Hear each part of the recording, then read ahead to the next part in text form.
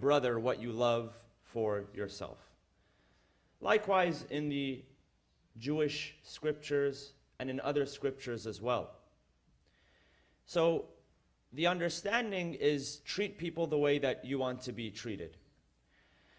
A number of years ago, the psychologist Carl Jung made a couple of astute observations on the Golden Rule. He said that, number one, when it comes to treating others the way that you want to be treated, number one is that does not interpret necessarily to the statement, be nice to everyone. So you think the Golden Rule, treat others the way you want to be treated, would be interpreted as just be nice to everyone. But what you really need to understand and think about is, how do you want to be treated?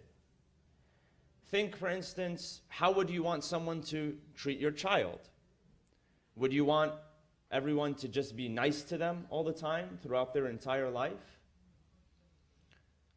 Because life, when you think about it, isn't just about being nice to everyone or expecting everyone to be nice to you. You want people to tell you the truth, and the truth isn't so nice sometimes. The narration reminds us of the definition of a true friend. It says, صديقك من صدقك لا من صدقك.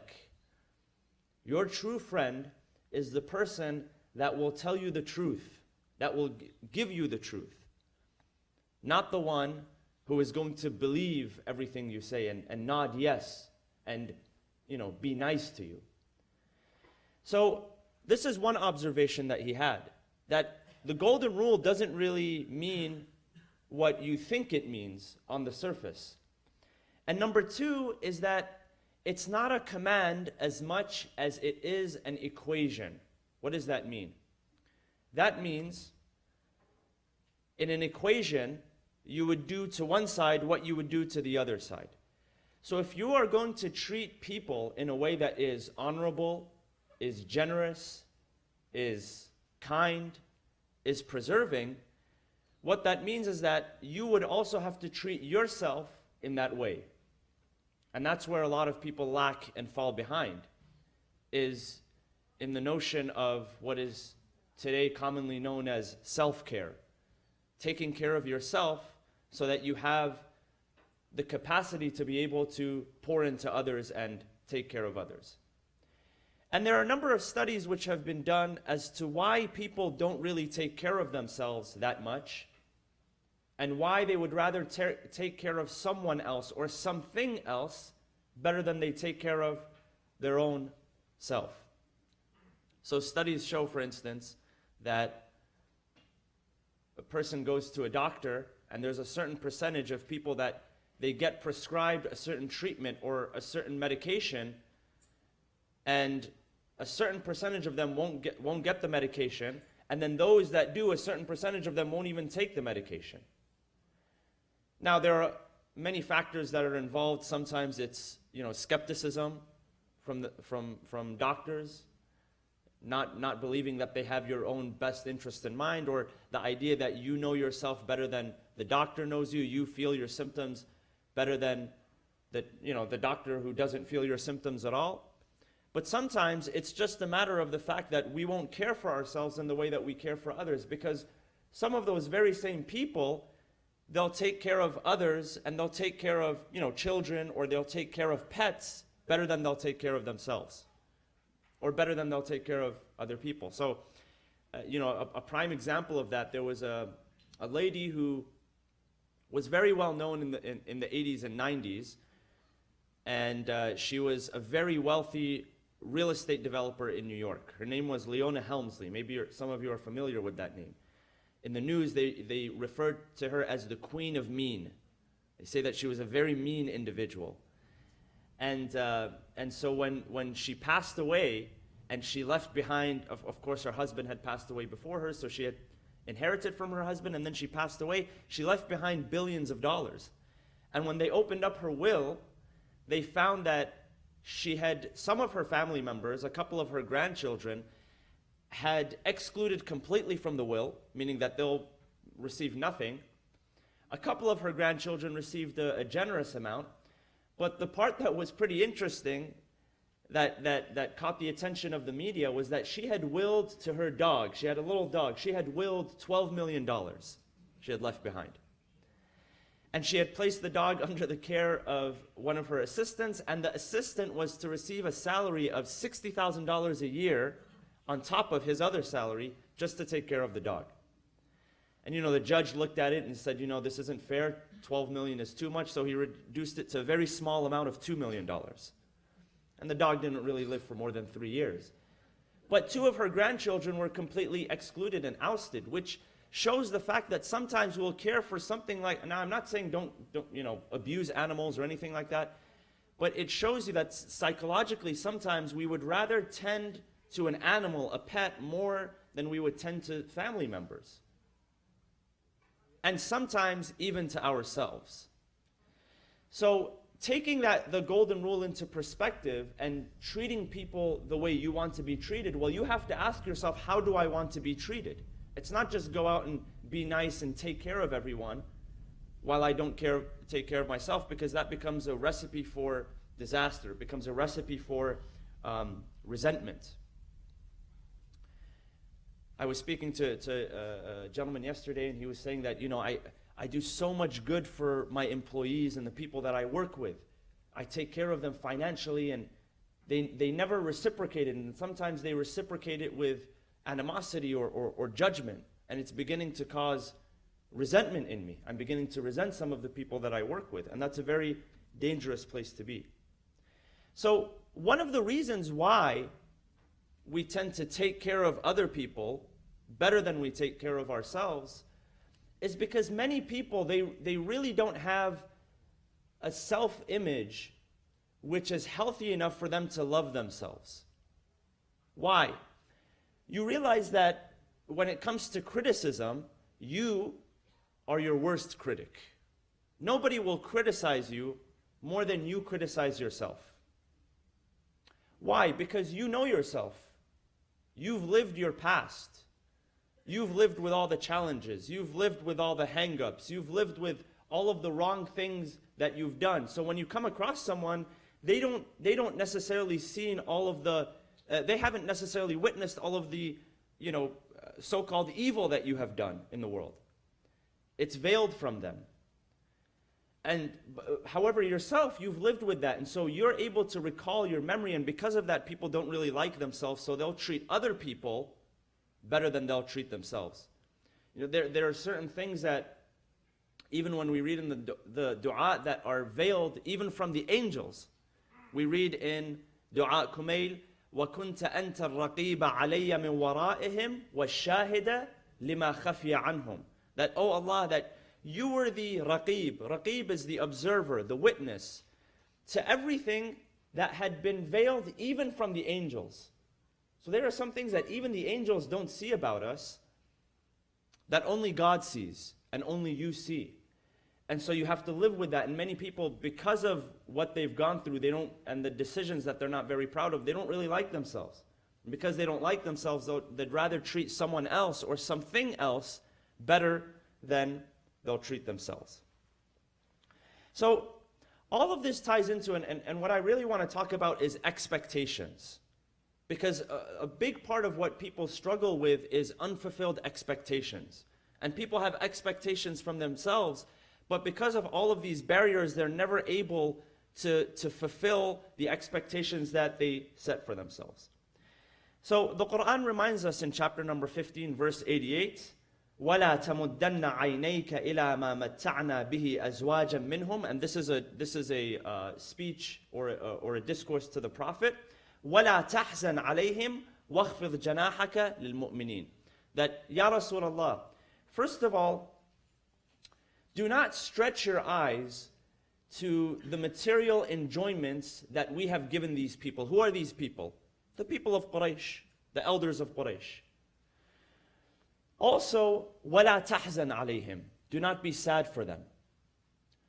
Do not feel sorrowful for people who do not follow your message. See, when it comes to unfulfilled expectations, Even our dear Prophet Muhammad sallallahu alaihi wasallam,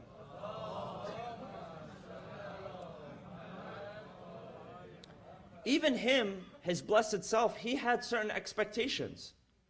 So when the message was first revealed to him, and when God directed him to deliver the message publicly, at first it was private, and then the invitation became public, he went to some of the most influential people. And he expected them, because of their social status, because of what they had, that they were going to readily accept that message. And he went to his family members, thinking that these are the people that love him, these are the people that are the closest of kin, having an expectation that they were going to be among his prime supporters. But what ended up happening is that most people actually turned away from him. The unbelievers in the Quran also had certain expectations. For instance, in chapter number 43, verse 31, we read the following. Bismillah ar-Rahman ar-Rahim. قالوا, they said, the tribal leaders, قالوا لولا نزل هذا القرآن على رجل من القريتين عظيم. They say that this message, had it not been, or why is it that this message, something which is so great, why was it not sent to what the Quran describes as على رجل من القريتين عظيم.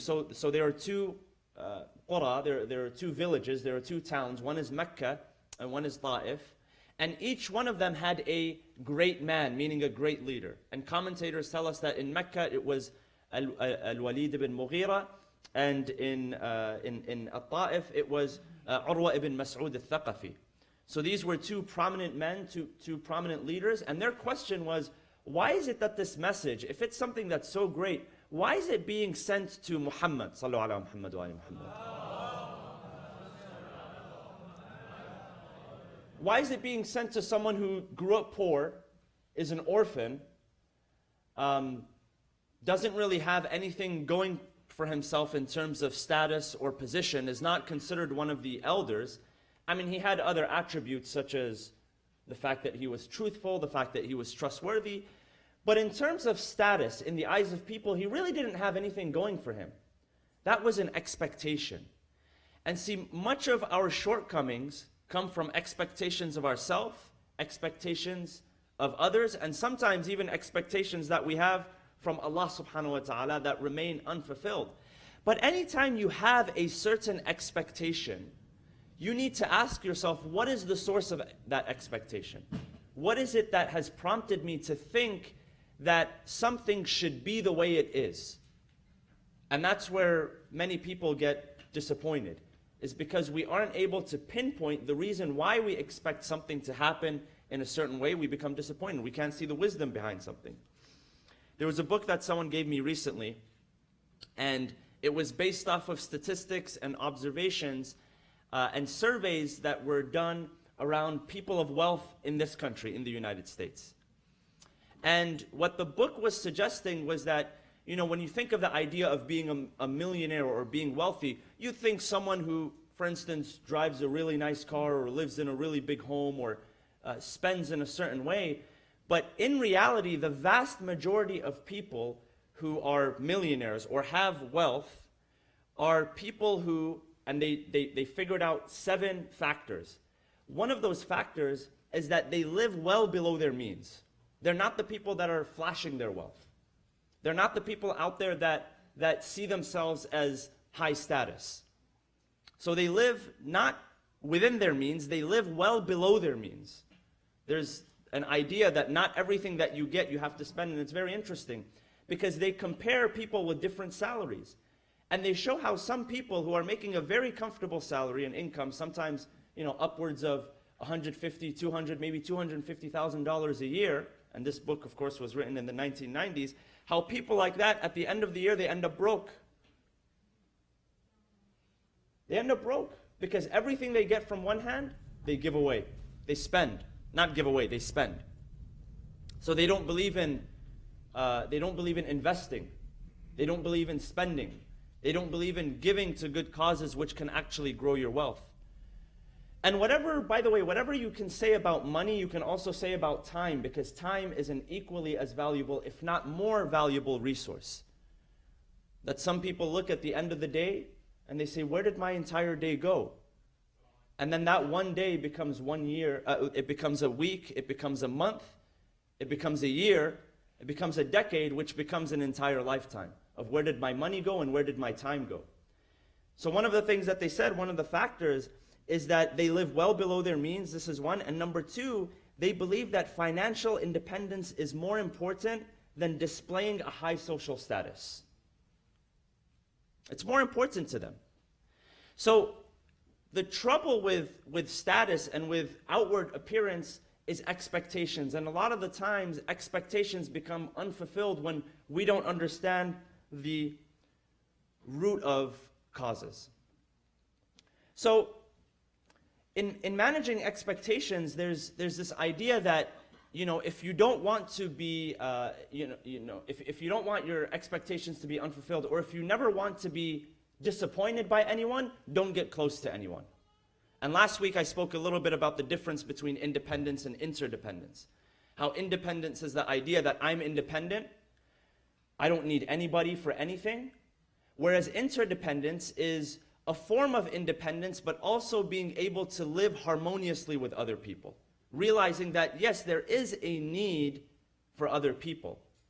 Not being needy, but there is a certain need for other people. So some people say, as long as you don't get close to anyone, as long as you don't let anyone come into your life, then you'll never be disappointed. Which to an extent is true, but I want to share with you a story. A couple of days ago, I was speaking to a young man, and he was talking to me about his career and where he was headed and what he wanted to do. And he said, in terms of my personal life, I want to do good at my job and everything, but in terms of my personal life, I don't think I'm going to get married. I don't think I'm going to have children.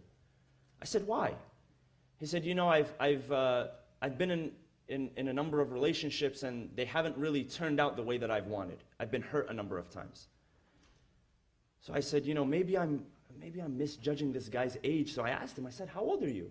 He said, I'm 25. I told him, buddy, you have a very long way to go. There's this expectation that because of what I felt in the past, I've had unfulfilled expectations, I've been disappointed, that nothing is ever going to work out for me for the rest of my life. But you look at people of accomplishment and you look at people of true success, and many of them, if you do an audit and a study, many of them, they don't reach those levels of success and satisfaction which we see available out there, or we see being posted on social media, until well into their sometimes 40s, 50s, 60s, and even beyond. So the idea behind managing expectations is you have time to develop, you have time to grow, you have time to build your skill set, you have time to work on the areas that you need to work on in order to fulfill some of the expectations that you have in your mind. So I'll just end with this, and really one of the areas that hold us back is when we expect something to give something that it cannot give. When you expect certain amounts of fulfillment from an object, or from sometimes an experience. Sometimes people say, I just need a change of scenery. When in fact, you don't need a change of scenery, you need a change of self. Because you could take that same person, and if they don't manage their expectations in the proper way, it doesn't matter whether they're living in Los Angeles, or Boston, or Sri Lanka, or on the beach in Hawaii. It doesn't matter if you don't learn to begin to manage your expectations. So one of those is obviously understanding that, look, not everything is going to go your way. You expect people to behave in a certain way, it's not going to happen. There's a narration where our Prophet Muhammad sallallahu alaihi wasallam, he says to Imam Ali, he says, "Oh Ali," and of course he prepared him throughout his lifetime for the journey ahead. He said, there are some people that even if you were to feed them the purest honey, you find the purest honey that you can get your hands on, and you feed it to them, it will do nothing but increase their hatred and their spite towards you. And there are people that even if you were to point your sword against them, it would do nothing but increase in their love and admiration for you.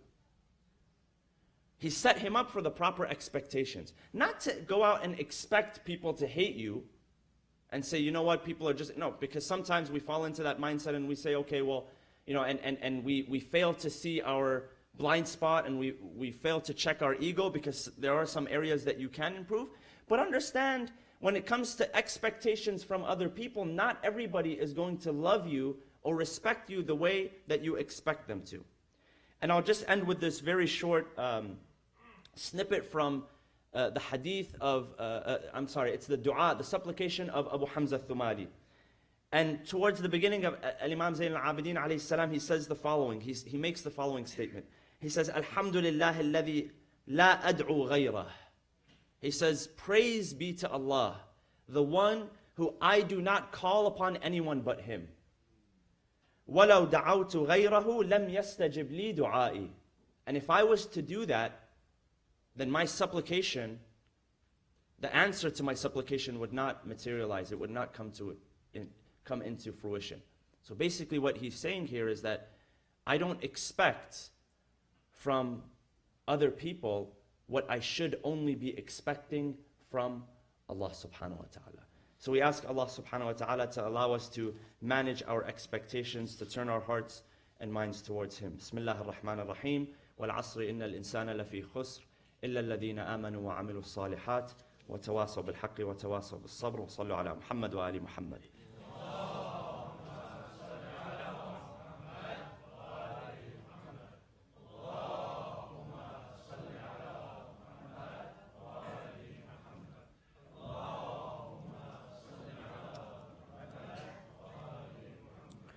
بسم الله الرحمن الرحيم الحمد لله رب العالمين نحمده ونسبحه ونقدسه على آلائه ونعمائه ونشهد أن لا إله إلا الله وحده لا شريك له ونشهد أن سيدنا محمدا عبده ورسوله اللهم صل وسلم وزد وبارك وترحم على محمد وآل محمد كما صليت وسلمت وباركت وترحمت على إبراهيم وآل إبراهيم في العالمين إنك حميد مجيد وصل اللهم وسلم على أوصيائه وخلفائه علي أمير المؤمنين وقائد الغر المحجلين وعلى البضعة الطاهرة فاطمة الزهراء سيدة نساء العالمين وعلى سبط نبي الرحمة وسيدي شباب أهل الجنة الحسن والحسين وعلى علي بن الحسين ومحمد بن علي وجعفر بن محمد وموسى بن جعفر وعلي بن موسى ومحمد بن علي وعلي بن محمد والحسن بن علي والخلف الهادي المهدي عجل الله تعالى فرجه وسهل مخرجه وجعلنا من أنصاره وأعوانه عباد الله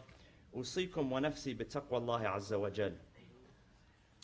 So in the context of treating people how you want to be treated, there's a narration, an interesting narration I came across by Rasulullah sallallahu alaihi wasallam, where he says the following: قال صلى الله عليه وآله وسلم إياكم والظن فإن الظن أكذب الحديث. He says, the Messenger of Allah, peace be upon him, beware of suspicion in your dealings with people. Beware of suspicion, for suspicion is the most untruthful speech. وَلَا تَحَسَّسُوا. Do not pry for information. Sometimes we ask questions in order to pry for information. وَلَا تَحَسَّسُوا وَلَا تَجَسَّسُوا. And do not spy. So the word tajassasu can mean to spy, but it can also mean to go after the faults of other people. وَلَا تَنَاجَشُوا. Do not outbid one another. So to contend for something. Do not try to outbid one another. وَلَا تَحَاسَدُوا. Do not envy one another. وَلَا تَدَابَرُوا. Do not be opposed to one another. وَلَا تَبَاغَضُوا. And do not hate each other. وَكُونُوا عِبَادَ اللَّهِ إِخْوَانًا. Instead of that, be servants of Allah and brothers to one another. وَلَا يَحِلُّ لِمُسْلِمٍ أَن يَهْجُرَ أَخَاهُ فَوْقَ ثَلَاثَةِ أَيَّامٍ. And that it is unlawful for a Muslim to disassociate himself from his brother for more than 3 days. So when you get angry with someone and you want to disassociate, the cooling off period should not last for more than 3 days. 3 days is the maximum. After that, there has to be reconciliation. So we ask Allah subhanahu wa ta'ala to allow us to reconcile our hearts. If there are people that we have not reconciled with, to give us that opportunity to reconcile with them. We ask Allah subhanahu wa ta'ala to bring peace to the hearts of the believers worldwide, and for all of those who are in need of our supplication and dua during these turbulent times and during these trials, we ask Allah subhanahu wa ta'ala to shower upon them His mercy, His love, and to reconcile their hearts. Bismillah ar-Rahman ar-Rahim. اللهم اغفر للمؤمنين والمؤمنات والمسلمين والمسلمات الأحياء منهم والأموات تابع بيننا وبينهم بالخيرات إنك مجيب الدعوات إنك قاضي الحاجات إنك على كل شيء قدير برحمتك يا أرحم الراحمين. بسم الله الرحمن الرحيم. إن الله يأمر بالعدل والإحسان وإيتاء ذي القربى وينهى عن الفحشاء والمنكر والبغي يعظكم لعلكم تذكرون. أقول قولي هذا وأستغفر الله لي ولكم. قوموا إلى صلاتكم يرحمكم الله.